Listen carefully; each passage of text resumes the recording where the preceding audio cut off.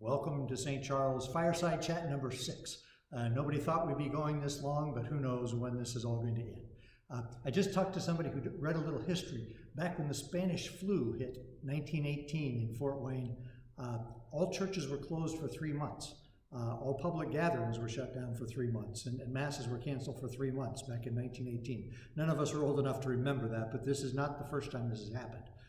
It's difficult, it's painful, but here we are. Trying to do the best that we can. Now, a couple of words of good news. First off, as we all know, last week, the governor of Indiana announced that churches and places of worship are allowed to open for public gatherings starting on May the 8th. The next day, that sounded like wonderful news. The next day, the newspaper was full of articles saying churches are going to be the testing ground to see how far this virus spreads. I think that as Bishop Rhodes and our Indiana bishops met, they showed a lot of wisdom in saying, let's slow things down here just a little bit. Let's make sure we're ready for this. Let's make sure that we're not spreading this virus in our churches. That would be awful. So, public masses are going to begin here at St. Charles and all across our diocese on May the 23rd. The weekend of May the 23rd and 24th, we'll begin having masses again. It's not going to be like the old days. It's not going to be normal, but we are going to start something at least. So just a little bit of a talk about what's going to happen and why and where we are. First off, the bishop is specific in suggesting anybody who's at risk should still stay home. The Mass obligation has been lifted until August the 15th. So for a person who's over 65, a person who's got some underlying health conditions, a person especially if they're not feeling well, if they've got unusual fatigue or a temperature or a cough, please stay home. Watch the Mass on TV or watch the live streamed Mass. As we start our Masses here back again at St. Charles, we're going to start live streaming the Mass here from St. Charles. You'll be able to watch Mass here in your own home, here at our own altar. We're going to live stream the 11 o'clock Mass on Sunday mornings, beginning on May the 24th. So please, if you're at risk, don't feel like you have to come. This is still a deadly virus, and we need to say that right up front. At this point, we've had 1 funeral here at St. Charles for a victim of the virus. I know of 7 other parishioners who have been afflicted with the virus. 3 of those ended up with long-term hospitalizations. This is a dangerous disease. If you're at risk, stop and think about that risk. You don't have to come to church at this point. You can pray from home. That said, we're going to open for Masses on May the 23rd with the Saturday evening Mass, and we'll have all weekend Masses at that point. Some things, though, you need to be aware of in advance. First, everyone's going to have to wear a mask. Only the priest at the altar is dispensed, and little children from wearing a mask. Everyone else is going to need to bring a mask to church, wear a mask when you come for Mass. Second, we're limited in space. We have to make sure that we've got 6 feet distance between anybody who doesn't live in the same home that you do. So we're going to have every other pew roped off, and we're going to ask people if they're not living in the same household to sit 6 feet apart. We're going to have some monitors at the church doors, hopefully to help us with that, to make sure that we're assisting people to find seats in places that they're totally spread apart so that we aren't putting others at risk. That's important, and that's a mandate of the bishop. All that said, we have a big church, but it's not big enough for our usual crowds with that kind of spacing. So we've got to come up with some idea for crowd control. Here's what we're planning at this time. At this time, our plan is to have all the church doors locked except for the doors that open up into the parking lot off of the gathering space. So everyone will enter through the parking lot, through the gathering space to come in the church. The other doors will all be locked so you can't come in the other entrances. We'll have some monitors watching to see when the church is pretty well filled up. When it looks like we're at capacity or pretty close to capacity, our plan is then to lock the doors in the gathering space as well, to seal off the church so nobody else can come in, and then to usher people over either to the gym or to the cafeteria, one or the other. We're not sure on that yet, where we're going to have an altar set up, have chairs set up, and have a secondary Mass going on at the same time, either gym or cafeteria. Since we have 2 priests, Father James and I, one of us will be here in the church, the other will be over in the school building, so we can do 2 Masses if needed, if we have enough people that we need that. So, come early, come through the door off the gathering space, come into the church that way. If we're already at capacity, we'll usher you on over to the school. We'll make sure that you're able to attend Mass one way or the other. And again, for those for whom it's not safe, please stay home. Please watch the live stream or watch a Mass on TV. A couple other things to notice as you come for Mass, beginning on the 23rd. First off, we're not going to have the hymnals in the pew. There won't be a chance to share germs by picking up those hymnals. Not much of a chance to sing. It'll be a Mass with some instrumental music, but not a lot of singing. They tell us also that when we sing out loud that it's a chance to spew germs, so we're going to have minimal singing going on with the Masses. We're not going to pass a collection basket. Instead, we'll just have baskets out at the church doors. You can walk in and drop something in the basket, or you can do so on your way out of the church as well. A couple changes there. We're asking everybody, please wash your hands before you come to church. Wash your hands again when you leave. We're going to have hand sanitizer here at the church doors, and we're going to ask you to do your best with sanitation there. Also, we're going to have crews of people wiping down all the pews in between every Mass. We're trying to work on organizing this, getting a crew of volunteers to monitor numbers and to wipe down pews and all those kinds of things. We want to keep this church as sanitary as it's possible to do. We don't want to spread this virus. Now, a couple words on receiving communion. Communion, of course, will be offered. We're going to have tape marks on the floor so that people are 6 feet apart as they come forward in line for communion. The communion ministers will be wearing masks. And as a priest, I also will be wearing a mask. I'm not sure about Father James when it comes time for communion. We're doing our best to maintain distance.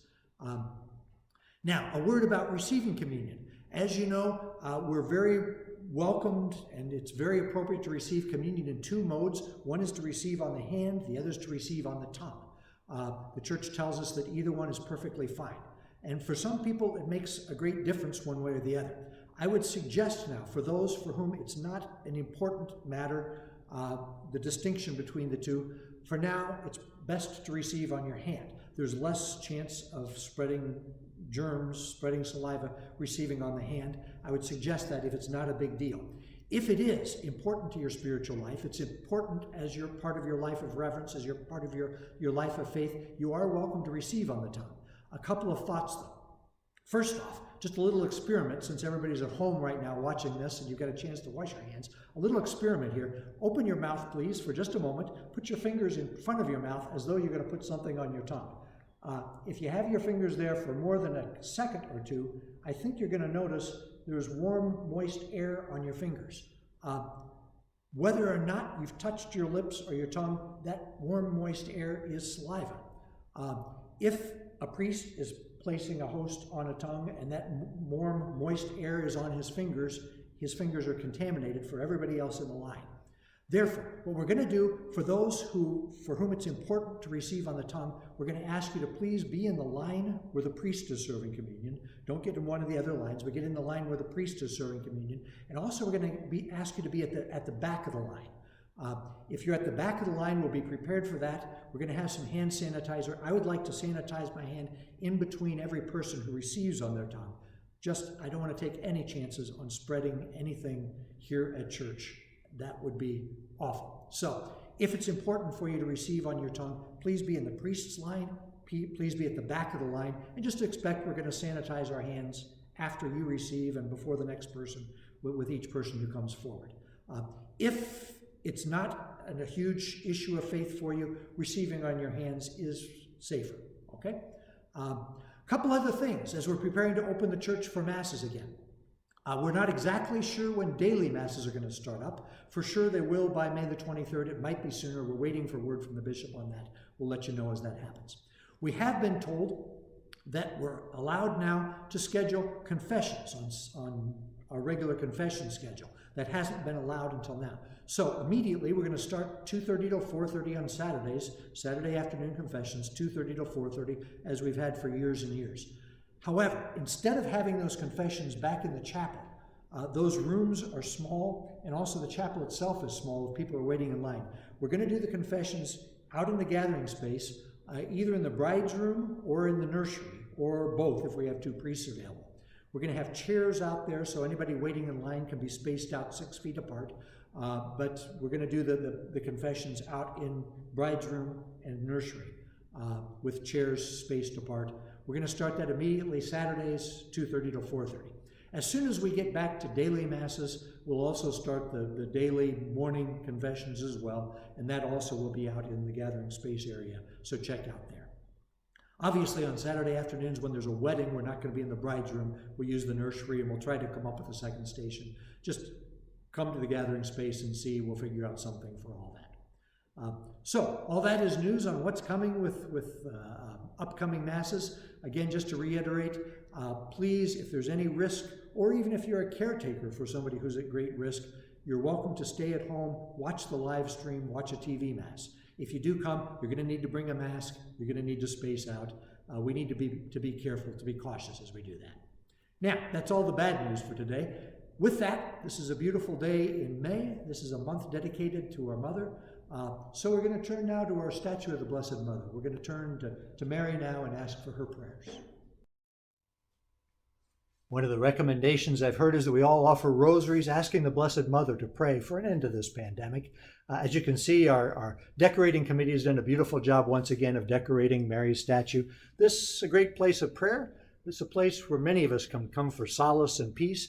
And look at this, Father James here to offer a prayer at Mary's statue. Father James, would you like to lead us in a prayer?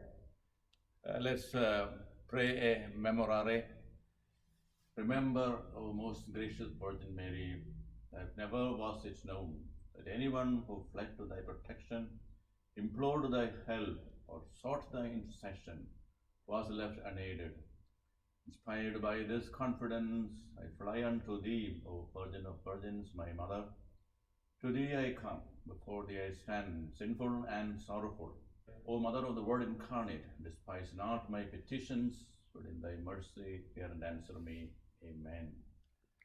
And now we invite our guest appearance, this Fireside Chat. Amy Johns from our Religious Education Department is going to offer a few words about what's taking place, especially with our children who are not around our programs and not around our churches these days. Hey, St. Charles. I hope this message finds you all doing well and staying healthy during this crazy time we're living through. For those of you that don't know me, my name is Amy Johns. I am one of the co-directors of religious education here for our parish, along with Lisa Schleinkoffer. The two of us have been together for over 10 years doing this job, and we are just so excited to be working with the young ones in our parish. For those of you that don't know what religious education is, we offer religion classes to students that are enrolled in the public school system or are homeschooled. We meet every single Monday night from 6:30 to 7:45, and we teach them their religion lessons. We follow a textbook. Every student has a textbook, and they do one lesson every single week and corresponding activities. We work with a great group of catechists and assistants that are dedicated, energetic, and love working with kids. We are so blessed to have such wonderful people that help us out from year to year, wanting to spread the Catholic faith to our young ones. This year has been a little bit different. When we last saw our kiddos in March, we did not know it was going to be the last day we would see them. So a lot of our families have had to finish out the year with their lessons at home. And you can see some pictures here of some of our children working at home on lessons. It has been so fun to get pictures and emails of them doing their lessons. You can see some of them with their books open, one working with dad, one doing an extension activity that we sent out during the Easter season with the cross on the window. So we're so proud of our students and our parents for working with our kids to help them complete this year at home. So special thank you to our parents and great job to our kids. We really appreciate it. We do have registration open for next school year, the 2020-2021 school year. The registration has been sent out to all of our current families in our Friday newsletter. It's also available on our parish website as well. If you want to go to the website, you just go to stcfw.org, and in the upper right-hand corner, there's a drop-down menu, and you'll go to Faith Formation, and then under Faith Formation is Children's Religious Education. So you can receive it there, and then also by email, or you can email me, and I'll be more than happy to send it to you as well. We'd love for all of our students to return next year that are currently in grades 1 through 7. We have to say goodbye to our 8th graders as they graduate and move on to high school, but join the youth ministry group for that. If you would currently have a 1st grader that will be going into 1st grade next year and they're in public school or homeschool, please enroll them in our religious education program. And also, if you have a student that's never been a part of it, but you'd love for them to continue to learn and grow in their Catholic faith, please give us a call, register them today. We'd love to tell you about the program.